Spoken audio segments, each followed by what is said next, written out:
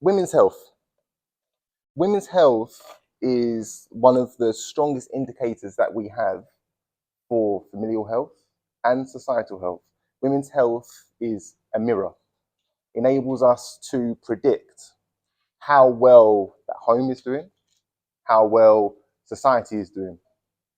Give you an example. Very, very blessed, very fortunate. My wife gave birth to our first son, Solomon, 12 days ago now. And thank you, thank you. And one thing that I was repeatedly reminded of is that her health is a predictor of the child's health. And the child's health is once again a predictor of society's health. A child who is filled with love, has higher self-esteem, is less likely to look to raise their self-esteem externally. They don't need as many things. They don't need as much affirmation for their well-being. They're self-sufficient.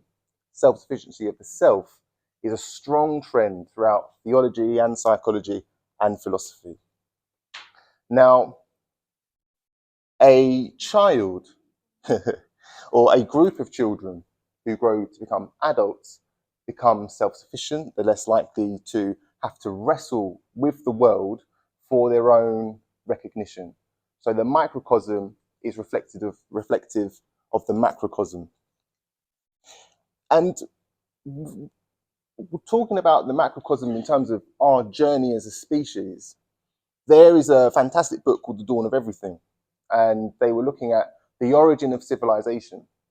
And they argue, from their own anthropological, historical investigations, that it was women's nature to nurture, which then led to the origins of looking at nature and finding ways to try and manipulate it, nurture it, change it, harness it, which led to the earliest form of farming, which then enabled us to stay put. We didn't have to move around as much.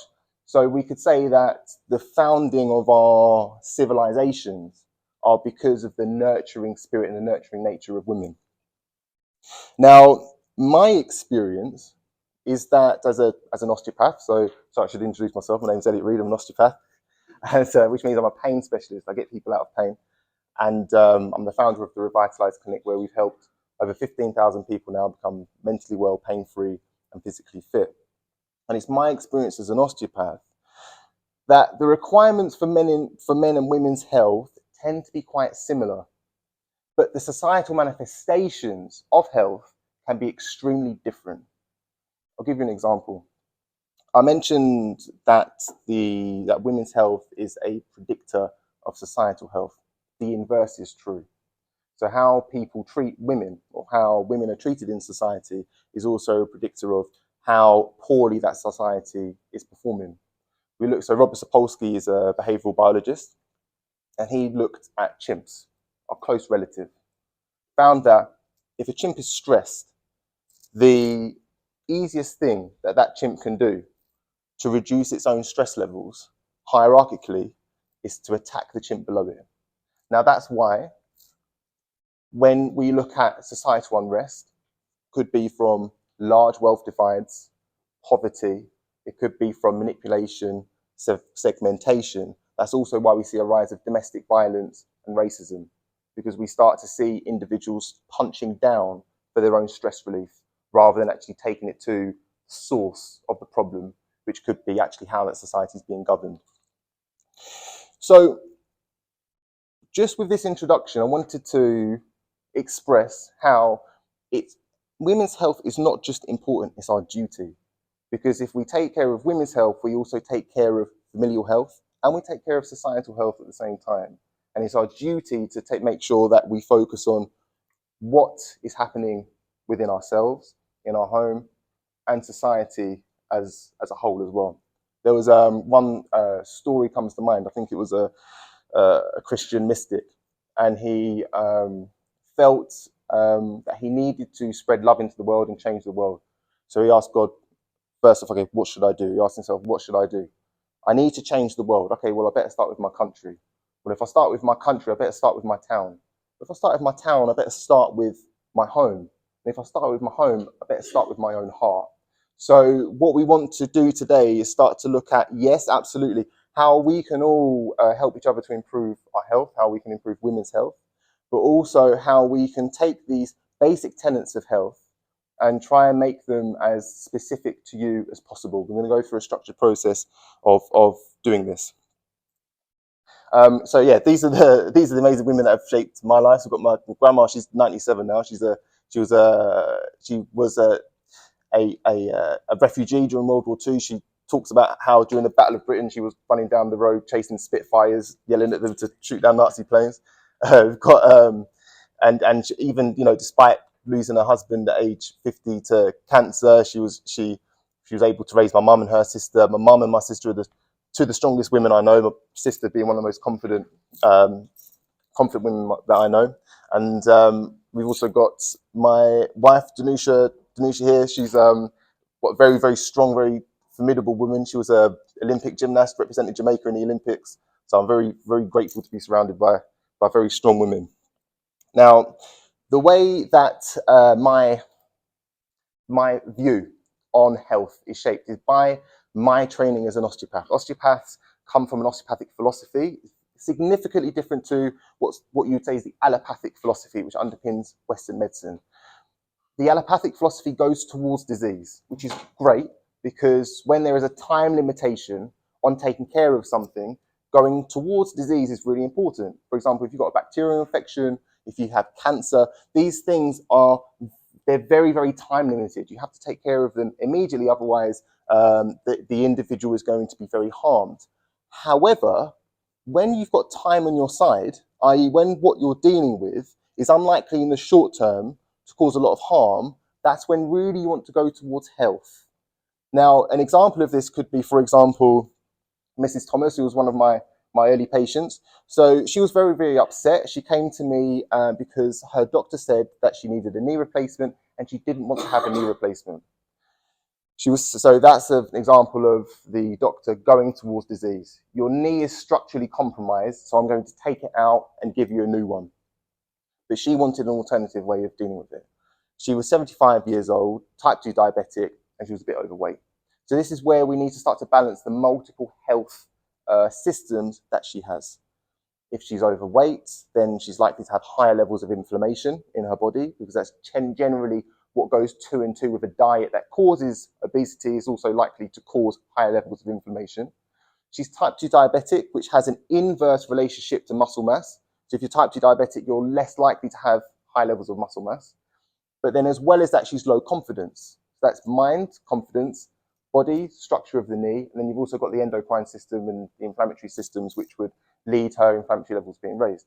And within 3 months, she'd cut down her diabetes medication and she could do a full lunge with her knee touching the floor, no pain at all. So that's really where an osteopathic philosophy takes over, is where we're able to take that whole person, mind, body, spirit, and use the natural laws, considering that we all come from nature, and help to guide that person onto a way of recovering which is centered around their values. And that's really, really important. We tend to go towards our values unless society or our immediate environment distracts us. And we'll talk about that a little bit more in a second as well. So today, I just want to underpin the basic tenets of health. Then we're going to make it a bit more specific to women. And then we're going to make it very, very specific to you as individuals. And I'll show you how you can use a framework of understanding yourselves to make yourselves known to you, so that you can then have a private negotiation to help yourself on your own health journey going forward. Now, the biopsychosocial model is very osteopathic, and it's also starting to come into the NHS, because the NHS is realizing that a lot of the reasons why they're seeing people is because of multifaceted issues. Things like cancer, heart disease, high blood pressure. They're not down to one thing. They're down to all of these systems interacting. The bio is the physiology or the body. Psycho is the mind, and the social is the social environment. And these all evolved together to defend us. All right, these are there to defend life itself. We started off in evolution as single cell organisms. The cell or that organism then needed to get bigger. So then multiple cells come together, that creates tissue. And then multiple tissues come together, and that becomes organs. And then multiple organs come together, and that's where we have multi-systems. The psychology. So we initially, our brains would have just started off as information receivers, take information in, give information out, like the early eye, which is the oldest, arguably the oldest part of our brain. But then after that, we start to develop more reflexes. So, for example, that's bad, go away, that's good, go towards. Then we have instincts, which are much more complicated reflexes, which are balanced hierarchically to help us to orientate ourselves. And then after that, we have thought, language, strategy, imagination, all these things that we're blessed with as human beings. But the most interesting development, and people don't really know where it comes from, is consciousness. And consciousness is not just that you're aware, but you're aware that you're aware. And if you're aware that you're aware, you're also aware that you're aware that you're aware. So it's not cognitive. It's not It's not something which is linked to causation or effect. It's your ability to look down upon your experience of life and to take it in, and then you can decide what you want to do with it. And then when it comes to our social development, that's how we went from, say, being, once again, single cell organisms to then, or single cell organisms and then accelerate over millions of years to becoming a herd of individuals where we're intact with each other and we understand each other, we can empathize with each other, we can feel what each other are feeling. And arguably that's where women are much better than men. You tend to find that a more female trait is a level hierarchy where individual traits are balanced, and then men are much more hierarchical, so like so-called alpha, all that kind of stuff. Now, when it comes to going throughout life and making sure that these systems are well balanced, it's really, really important that we understand that we come from nature, and a lot of the answers are going to be going back to nature. You would say that probably since the time of industrialization, and definitely now with the advancement of technology and now AI, that we are getting much better at removing nature, basically removing friction from the things that allow us to be healthy. Food is a really good example. If I gave you a potato and I put it in the middle of your table, it's probably not going to make you salivate. But if I take McDonald's chips, once the fiber's been removed and it's been deep fried in deliciously fat oil and then it's had salt on it, which is historically would have been good for our hydration, it's going to start to make you salivate. So that's the fiber being removed from food to make it more appealing. But what about if I take the metaphorical fiber out of communication? Now you go from having a one-on-one conversation to a text. You see how the text is easier, but because we've taken nature out of it, which is the benefit of you actually sitting down with an individual and having a good, thorough conversation, I'm now starting to go out away from nature and I'm taking your health with it. I'm starting to encourage loneliness, for example, or isolation. So we want to go back to nature to try and improve as best as we can our general experience of health and protect us as individuals. A normal, what you would see with a pretty good diet would be, it would have this balance. So the majority of the food on your plate is going to be plants, fruits and vegetables. Who's had breakfast this morning? Okay, do you mind if I ask you what you had? Perfect. All right, that's a great example. So check this out. So overnight oats. Oop, 1 second. So overnight oats. Right. So the strawberries and blueberries would start to encroach on this part. Now the benefits of the strawberries and blueberries, you know this already. If I took you into a butcher's, would it smell nice? Does it look nice? What about if I took you into a greengrocer's? Does it look nice? Does it smell nice? What looks good in a greengrocer's? Why does it look good? Colours, exactly that. So the reason why our minds or our eyes will go to different colours is because the colours of food are associated with nutritional benefits. For example, if you consume something which is bright red or a deep purple, it's got loads of antioxidants in it. Very good for reducing inflammation and also making sure that your cells aren't mutating. So you're less likely to have cancer, to have an onslaught of cancer, for example. It fights cancer. So that's where this comes in. Also high in fiber, high in water, all these things increase satiety for a long time. Now, when it comes to overnight oats, you don't have that much fat, but what you will have are carbohydrates with, once again, loads of fiber, loads of iron, shown to reduce cholesterol, shown to increase satiety. So because fats have double the calories of carbohydrates, we can now move this to about a quarter. And then with protein, in something like overnight oats, you could, for example, add some protein powder if you're very active, or alternatively, you could add some nuts or some seeds or something like that. All right. What about lunch? What do people plan on having for lunch today? Sandwiches. Yeah. Yeah, good. Okay, let's go for sandwiches. So, sandwiches, we're starting to say this is the energy source. So, for a sandwich, it's probably going to become closer to 50%.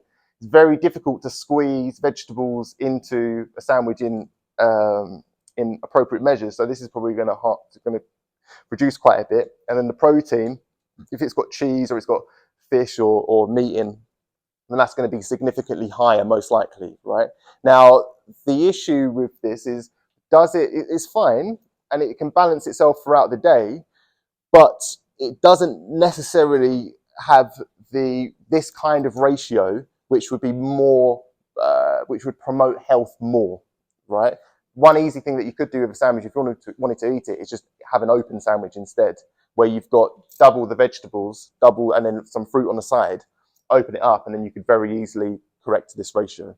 All right. Now, the reason why we eat in this way is because, once again, it's very, very close to how our relatives consume food. If we look to, for example, a primate is going to have the majority of their diet is going to come from vegetables, fruit vegetables, things like that.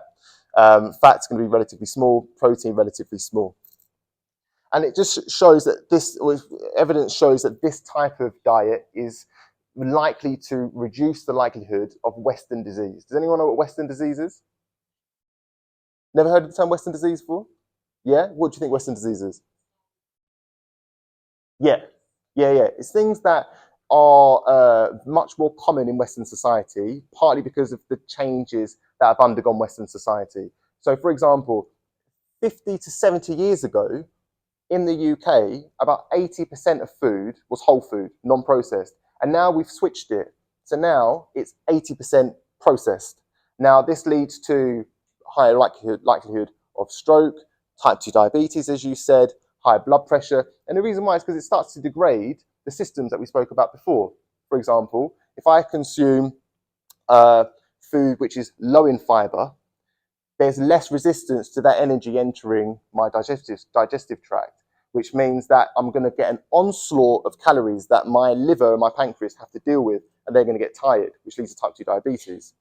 Fiber, colours, have a positive relationship to anti-inflammatory properties in food. So if I start to take them out, my body's more likely to be inflamed, which means that my arteries are going to develop scar tissue, which is why I'm more likely to have heart disease, atherosclerosis, which leads to stroke and things like that.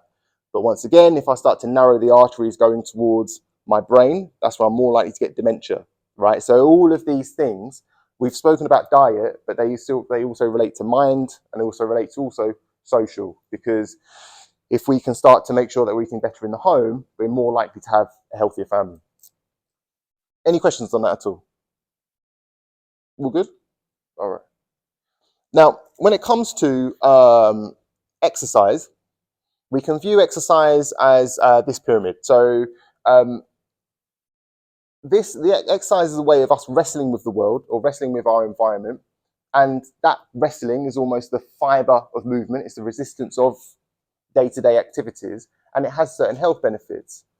For women, it would be stronger bones, higher muscle mass, less likely to have as harsh effects during menopause, less likely to experience dementia, but also it has a positive effect on anxiety as well, which is more prevalent in female populations.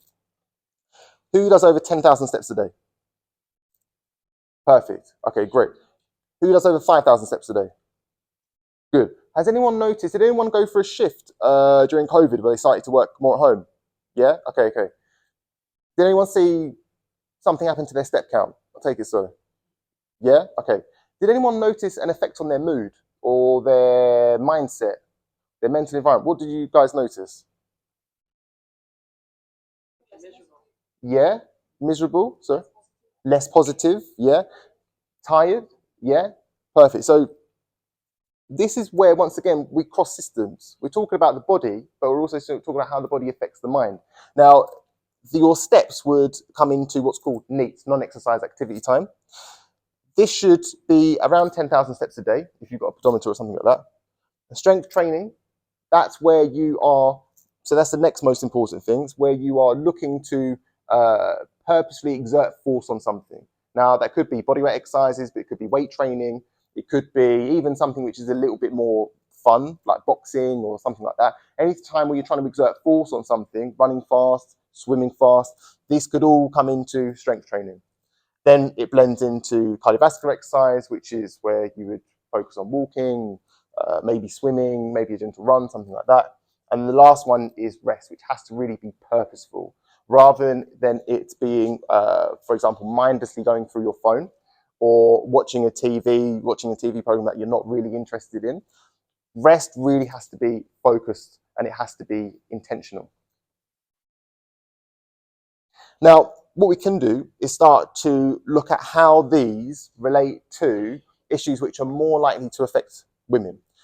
The basics are more or less the same. Men and women should do some strengthening exercises, eat well, move a certain amount, but the way that it affects men and women can be quite different. For example, we mentioned about the reduction of cancer rates in individuals who consume whole foods, who are more active, who sleep well, because sleep is also a protector against inflammation. Heart disease, we spoke about the effect of diet and lifestyle on stiffening our arteries.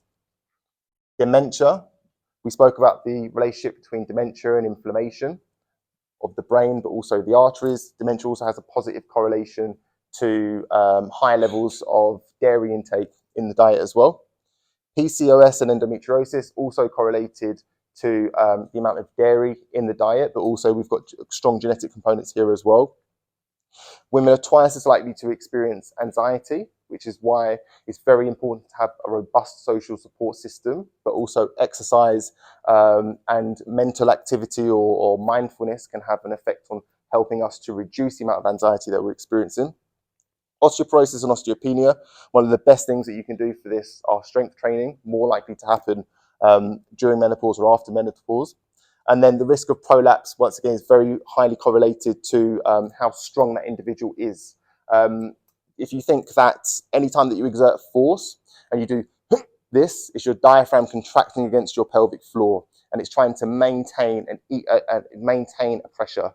So as long as you are lifting something well and you're able to maintain the integrity of your pelvic floor, that indicates that you're exercising your pelvic floor. So you don't have to do things like Kegels. You can just do exercise which uses where you exert force, and that will be enough to maintain the health of your pelvic floor. Stroke, once again, is linked to cardiovascular health. But so before we progress, any questions at all on the basics of health? Social, diet, strength training, all good? Okay, now's the fun part. So this is all, that was all basic underlying of what it means to be, I've got an hour, right? Perfect, perfect. All right. So now we get to do the fun part. This is how we make it very specific to you. So we've spoken about the basic stuff. Eat your 5 a day, make sure you're moving, make sure you're active, make sure you're in a good social support system, all right? Now we get to take you on a journey. But this is where it gets interesting because we're not robots. So I could say to you, this is what you need to eat, this is what you need to move, but this is the is-ought problem. Just because that is what's good doesn't mean you ought to do it. It's important that we start to center it around your values. And we're going to go on a bit of a journey together. Now, the journey, most of the time, is going to be centered around your values. Our values tend to be built in from the age of about 7 years old, and they don't really change much, but society changes around us we go through school, we have expectations put on ourselves, our parents put expectations on us, our managers put expectations on us. We've got all these things to worry about, and buried way down deep are our values, which is where we tend to really want to go towards. The benefit of our values is they reduce suffering. For example, who values kindness? Right, perfect. Kindness, yeah. Who, if can you just put your hands up? Keep your hands up, please. You value kindness. All right, perfect. Okay, perfect. All right, most of you guys, good. Who's ever had got into a confrontation and has sunk to that individual's level? They've let them know what they think of them. They've kicked and they screamed and they yelled and all that kind of stuff. You done that before? Yeah. All right, perfect. Have you also killed someone with kindness? What feels better? Yes. Killing someone with kindness, you get to carry your values into the conflict. You tend to find that if we move with our values, we suffer less. All right. Now, there's a few questions that we can ask to really get a good understanding of what someone's values are. All right. I'm going to ask you guys a question. I'd really like you to answer if you can. I just want to ask you, what would you like someone to say at your funeral about you and the way that you lived your life? Yeah? Positive. Perfect. All right. Anything else? Yes. Amazing. Anything else? Yes. Perfect. Great.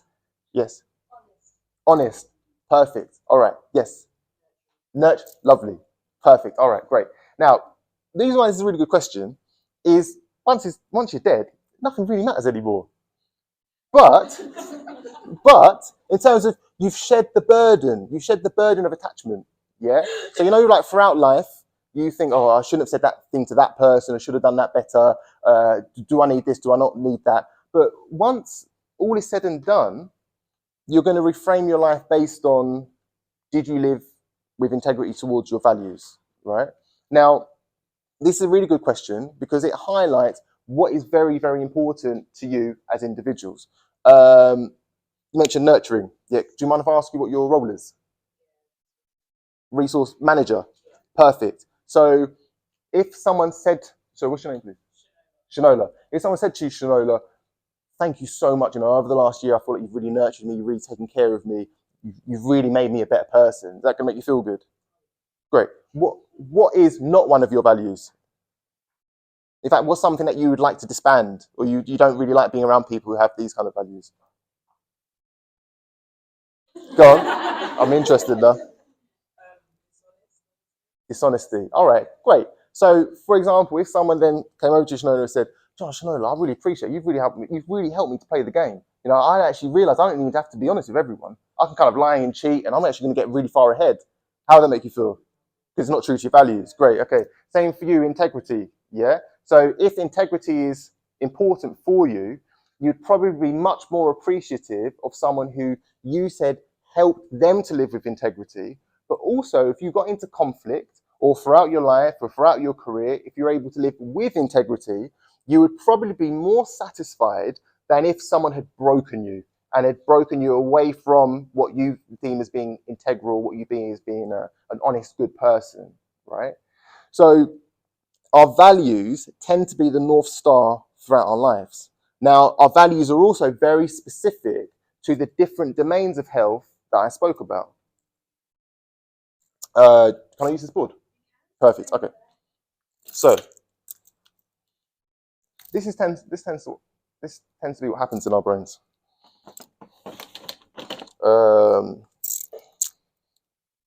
Shana, have you ever had an experience where someone has tested you and you haven't been able to be as nurturing as you would like to be? Perfect. All right. Can I use you an example, please? Thank you. Okay. So this is a basic diagram that we use in acceptance commitment therapy. This is a really good framework for you to use. Thank you so much. This is a really good framework for you to use Every moment during the day where you have something which is causing inner conflict, right? And we all have a choice. Do we go towards our values or do we go away from them? And if we're going away from them, how can we pick them back onto the path of going towards? In NLP, this is called away from and towards goals. You can even look at, for example, in, say, psychodynamic therapy, this would be where our emotions or our id or our superego are trying to drive us away from our true selves or the true self or actualization of the true self. All right, so Shanola, so we've got, so Shanola here is at a choice point. Can you just explain to me the type of situation where you want to be nurturing or your values are to be nurturing, someone's really testing you?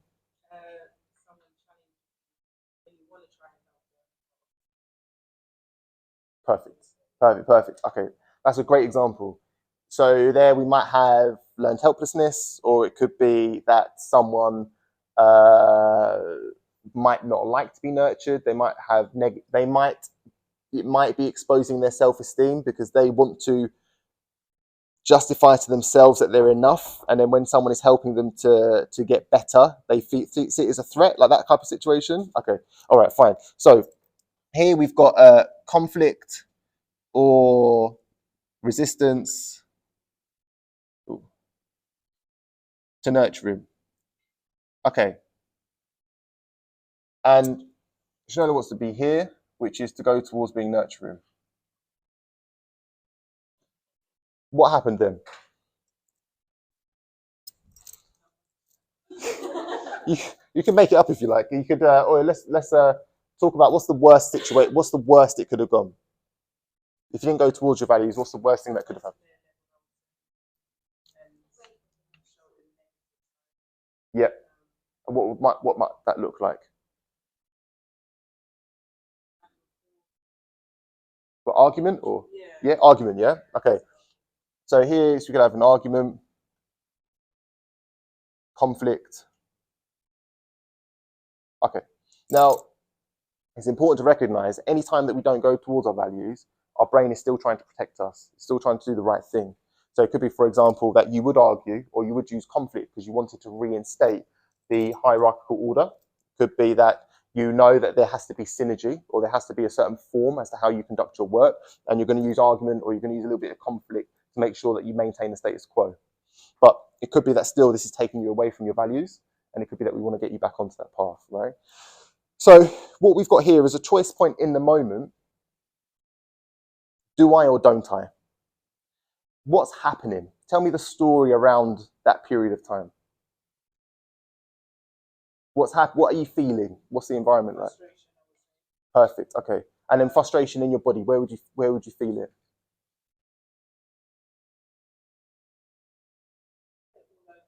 Yeah. Any key points? So for me, I'd feel it in my lower back, and I would feel it in in the back of my head. Head. Okay. Fine. So we're starting to get a bit of a somatic picture, a bodily picture of how that is manifesting itself, right? So here we could say that is we're having is a bit of an effect on the body, and as well as that, it's in the back of the head, so the occiput. All right. Now, what we want to do is address in this moment how we can strategize to bring this over to here. There's different strategies that we can go about that. So you've probably already got some. What do you do in that situation to try and get back towards your values? Great.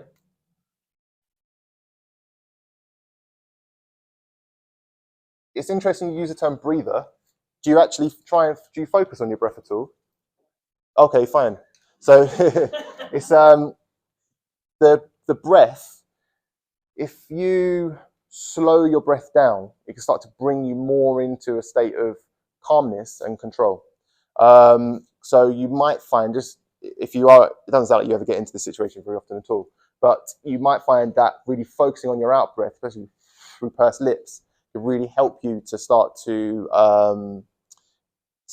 get you back into the state of mind where you are more nurturing. All right. But the other thing, so we've got removal, we've got a break, and the other thing you can actually do is a bit of self-compassion. So you would literally take your hand and you would use your hand in the same manner that you would console someone, care for them, nurture them, and you just place it on the area where you're feeling that stress. And you can get a nice somatopsycho feedback where you're starting to become self-sufficient. You already are self-sufficient, but it's another tool that you can become self-sufficient, more self-sufficient in how you soothe yourself. All right. So that's an example of what might happen at work. What about if we bring it back to negative thoughts? Does anyone here have negative thoughts, automated thoughts? Any that people are willing to share or wanted to share? Yeah?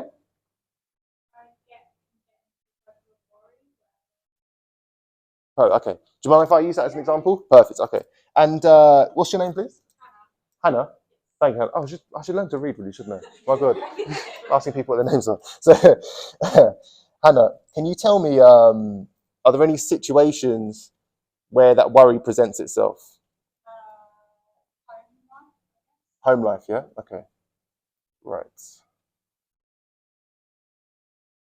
Perfect. Okay. And can I just ask you to make it a little bit more situational? Uh, It will start with one thing, mm.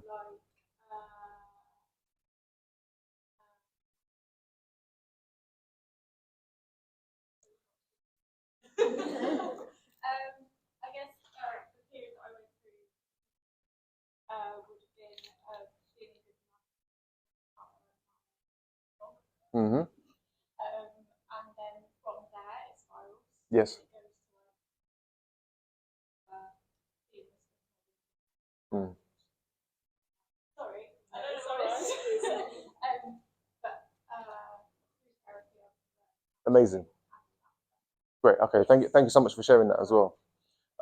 So the way that acceptance commitment therapy might differ slightly is we're going to have a bit of an accepting approach to those thoughts that they're trying their best to try and protect you or to try and make you sufficient, even though we know that you already are sufficient. But what we want is a little bit of distance. All right. I take it, and we can go through just a very brief exercise on how we can use this actually in quite a helpful way. I just want to do a quick mindfulness exercise with you, just to bring you into a certain space. All right. Once again, this is very, very good to reinstate you as that all-seeing eye over your mind, an all-seeing eye over your life, rather than feeling like your mind is attached to a dog, which is just dragging you left, right, and center. All right, cool. All right, so to do this, I need everyone to sit to the edge of their chair. And the reason why I'm asking you to sit to the edge of your chairs is so you don't fall asleep.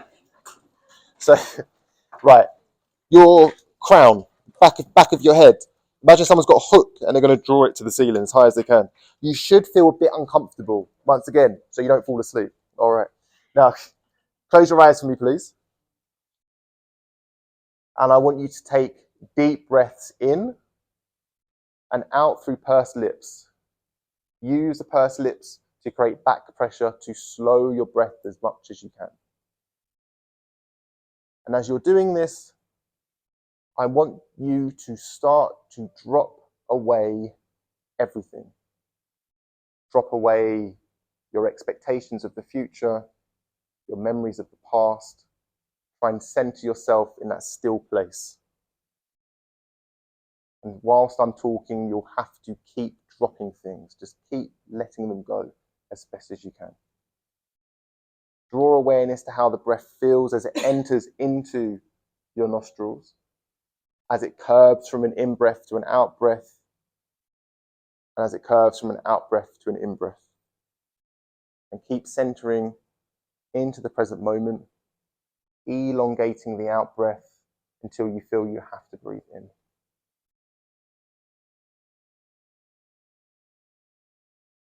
Now imagine that you're sitting on the bank of a river and you're just watching the river flow. And on this river are leaves. You don't know where they're coming from, and you don't know where they're going. Each leaf that passes, you're just observing and then watching it pass. You might find that these leaves are very similar to our thoughts. Our thoughts come in and they go. We don't know where they come from. We don't know where they're going. But one thing that we do know is that we're separate from our thoughts. Start to grow that gap, please. Grow the gap between you and the river, between you and the thoughts. Just try and elongate that distance, try and create as large a distance as you can. And whenever you're ready, once you feel like you've had enough, feel free just to come back into the room. All right. That was very quick, felt like a couple of minutes.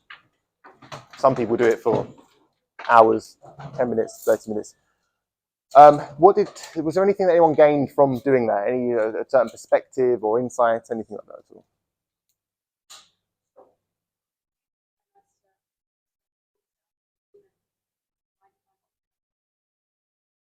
Yeah, 100%. Yes. Perfect. Perfect. Yeah, exactly that. So you might have come across the term "this too shall pass," and it's the same for our minds or for ourselves. Is the acknowledgement that this isn't going to last forever, that this thought isn't permanent, can give us some peace and some repose. But also, what you're talking about, Natasha, is psychological flexibility, which is one of the greatest correlations to good mental health, which is that you are able to shine the light of your mind on one thing and decide when you stop shining on that and turn it onto another. It's the complete opposite to rumination. So you know how, Hannah, when you mentioned those thoughts, it's like the thoughts have held you and you cannot escape them. So practicing something like this, it just creates a little bit of rewiring where it shows your brain, oh, I'm not attached to these thoughts. But there's quite a few nice exercises that we can do as well as that to help us to reframe narratives around it. And then we'll come back to exercise and diet after. All right, but we'll focus on this first. So we've got the choice point here. The choice point, do you notice that there's any triggers at all? That there's anything which might stimulate these negative automatic thoughts? Interesting. So how might that manifest itself? Okay. Yeah. Okay. You're quite busy, I take it. Yes. Yeah. Only because if you're skipping breakfast and you're not getting out, a lot of the time it's because you're glued to the task at hand. Yeah. Okay. Breakfast is a big one because when we don't consume breakfast, we tend to feel more anxious anyway. Some people like it, like myself. I like the buzz of not eating in the morning. Other people, it's not good for them, right? So that's one thing, getting out the house, a bit of mindfulness, all that kind of stuff. But what your choice point might be, actually not at the time, it might be as soon as you wake up in the morning. And the choice point might be, the question of what am I going to do well for myself today? But if we go back to your values, when I asked the question of what would you like someone to say at your funeral, what would you say? Caring. Yeah, perfect. Okay. Perfect. Okay, great. So caring. Now, this comes back to what I spoke about before, which the thing that women are pretty good at doing, which is pouring from an empty cup. Do you find that you pour from an empty cup? Okay. Do you focus on filling your cup? Amazing. All right, perfect. So it might just be for you, Hannah, that first thing in the morning, or actually schedule in maybe more of something which is more automated, that you ask yourself, how am I going to fill my cup this week or this month, right? And you schedule in time to help you to do that. And that automatically is going to hopefully take you away from here, which is the negative automatic thoughts, and start to pin you back over towards here again. The way that our nervous system functions is nerves that fire together, wire together. So, for example, if your mind is in the habit of creating these negative automatic thoughts, we have to try and break that pattern and practice something else instead.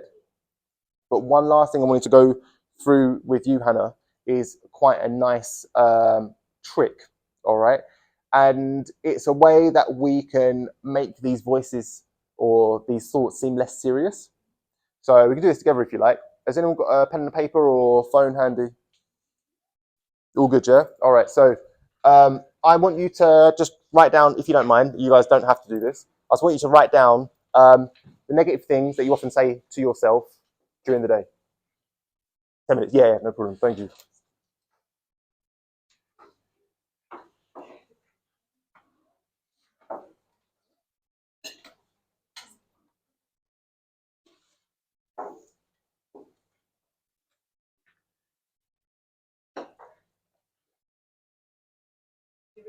Yeah, just want you to write down the typical negative things that might enter your head during the day. Might be about you, might be about someone else or something else.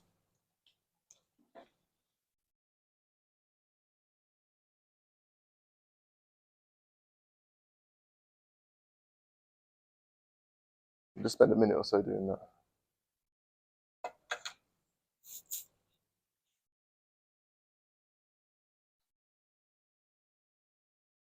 All good? All right. Did anyone find anything interesting about the experience of writing them down? Some people find that it's actually a lot shorter than they thought it was, that they thought that there's an ongoing dialogue, almost like an essay going through their mind all the time, but you write it down, you realize it's one or two sentences that are repeated. Sometimes writing it down creates a bit of distance, almost clarity. But also, we're going back to what we spoke about before, we're creating that healthy disassociation. We're putting it out there and we're realizing that it's separate to ourselves and therefore it's not tied to us. I want you to look at that and read it out in the funniest, in your mind, the funniest, stupidest voice you could think of. Yeah, and that can once again create a bit more of distance. Makes it seem a bit silly, almost like the opinion of someone that you don't really care about anyway. But what we can also do, and this is my favorite, is when you start to feel those thoughts or experience those thoughts, you take it out, you read it, and you say, oh, it's you again. And then you put it straight back into your pocket. And having that recognition of the negative automatic thought as being distant to you, as not being so serious, but also being a bit of a broken record that tends to play itself, and then you read, okay, cool, it's you again, put it back into your pocket. This can also create a bit of healthy disassociation. I've used it a lot with clients who are in pain related to not just their pain, but also lifestyle factors that could be, thank you so much, that could be maintaining their pain. Now, it's quite an interesting tangent that we went on with the last couple of questions, but I'm just going to draw it back. We spoke about the biopsychosocial model. We see how, for example, our mental state can prevent us from eating breakfast, and it can prevent us from exercising because we're not going to go out. Often, when we are stressed because of something that happened at work, we don't behave the same way outside of work. We might find that we need to reward ourselves in the evening. We might need to soothe ourselves in ways that could be quite complementary, but often aren't. And that's where, once again, we can use this framework to bring it back towards our values again. So I'll say the summary of my talk today is that you as individuals are the entire garden. You are not a machine. You are not these unrelated systems of health. You are one experience of life that relies on nature or natural things to improve your experience of life. And most of the time, everything that we need to maintain our health can be found within us. Thank you so much for your time. If I've got another, say, 3 minutes, so if you've got any questions, my specialties, pain, chronic pain, and pain with mental health are all up there. So you're more than welcome to ask any questions. But thank you so much for your time. Appreciate it. Thank you.